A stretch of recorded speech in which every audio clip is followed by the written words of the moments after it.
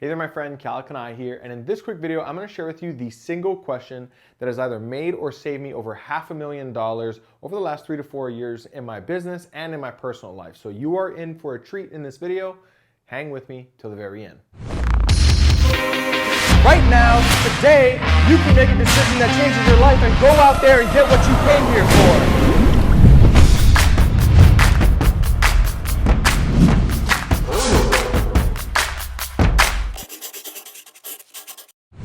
All right, so what I'm going to be sharing with you in this video is actually a negotiation tactic. And if you're in business, you're doing a lot of negotiation. And even if you're not in business, you're probably going to be negotiating a few things throughout your life, like maybe a car, home, something of that matter, right? So I didn't invent this. It actually comes from a phenomenal book called Secrets of Power Negotiating. I forget the author's name at the moment, but I'm sure you can figure it out. Now, before I dive into the content, just want to remind you, go ahead and subscribe to the channel. Click that little bell notification to make sure that you get notified every week that I'm releasing new content to help you have more success in your business and your life. And of course, at a minimum, if you like it. It's just fair, right? All right, so let's go ahead and dive in. Now, here is the question. I'm going to give you the question that I use, and I'm going to give you a couple of examples of how I've used it, right? So the question is very simple. Is that the best you can do? That's the question. Is that the best you can do? So use in negotiations. So let me give you an example. A couple of years back, I had a new exec team coming on board. I was hiring a couple of new executives on my team, and we were out at dinner.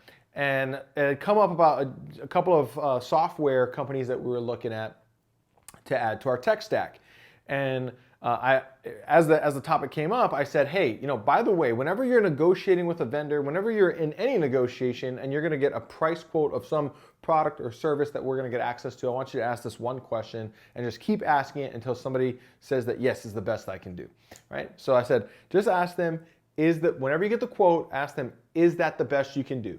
And if they reply back with a better offer, but they still haven't said this is the best we can do, then reply again and say, hey, I appreciate that. Are you sure that that's the best you can do, right? And so you just keep asking the question until you got the best results. So that was at dinner. The next morning, I'm talking to my director of marketing. He says, hey, by the way, just wanted to let you know, after dinner last night, went back and I emailed 2 vendors that we're talking to. They had just emailed me quotes, and I emailed them back and I asked them the question that you had given us at dinner. And he says, so I woke up this morning and I had 2 emails in my inbox. One came down by $1,500 and the other came down by $1,000 per month, right? So that was $2,500 saved pretty much instantly.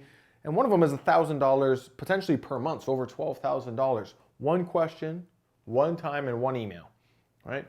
And so that's an example. I also use this. Here's an example of using it in your personal life, right? Not that long ago, I was using this to buy my girlfriend a car, right? So I'd gone down, I was at the Porsche dealership, we're going back and forth. It was a car that she wanted for a while. I'm going to surprise her with it.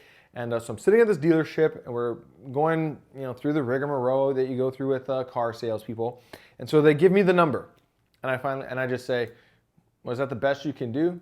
And the guy says, well, I guess I'd have to talk with my manager about that. What were you thinking? And I was like, well, right now I'm just thinking, like, is that the best you can do? So I don't want to answer any questions. I want them to keep having to answer this one question: is that the best you can do? Because if they know inherently that it's not the best that they can do, then they don't want to, and they have any ounce of integrity and don't want to be a liar, they just keep driving themselves down, right?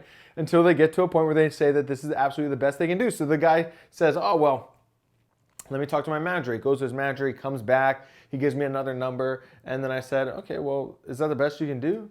And he says, well, what are you thinking, man? Like, in your eyes, what do you think is the best that we can do? And I said this. I said, well, in an ideal world, the best thing that you could do is you pay me tens of thousands of dollars to walk out of this dealership with a car. But if that's not an option, then what's the best you can do? Right? I just found another way to ask him the same question. We go back and forth. He keeps coming back to me. He's asking me, well, what about this number? I'm like, I don't know. Is that the best you can do? And he's like, what do you think the best we can do is? And I kept repeating, Well, I think the best you could do is pay me to walk out with the car. So eventually, this number just keeps coming down, and eventually the manager comes over and he's like, listen, Mr. Kanae, I promise you, I'm telling you, this is the absolute best we can do. I have called into my superiors. We cannot go below this. You've done a phenomenal job here. Like, this is it. This is the deal, the best we can do. And I was like, great, let's go ahead and sign the paperwork then. And so they had come down several $1,000s, by the way.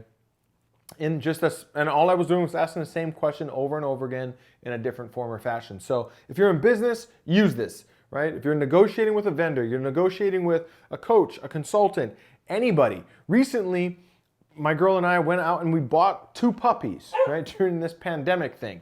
Bought a couple of puppies. Just so I did not think to ask this question. Just so happens I'm talking to an employee on my team who I've taught this to, and he's like, oh yeah, I was down there, we bought a puppy too. And you know, I didn't really want the puppy, I wasn't like married to the idea, but I asked them, is that the best you can do? And they just kept coming down. So once they came down about $1,000, I was like, hell, I'll take the puppy. So I forgot to ask it in a retail situation, and I could have saved probably $1,000 per puppy that we got or something. So don't underestimate the value that this question can add to your life, in the sense that money saved is the same as money earned, right? It's a net result that moves straight to the bottom line. So when you're in a negotiation and you're saving money, that's money that goes straight to the bottom line. So hopefully you get some value out of this. Remember to drop a comment down below. What are some of your favorite negotiation tactics? Did you get value out of this? Are you going to apply this? Where are you going to apply it? Drop a comment down below. Let me know, and make sure, again, you hit that subscribe button and join the bell squad so that you can get notified for next week's content. I'll see you soon. Take care.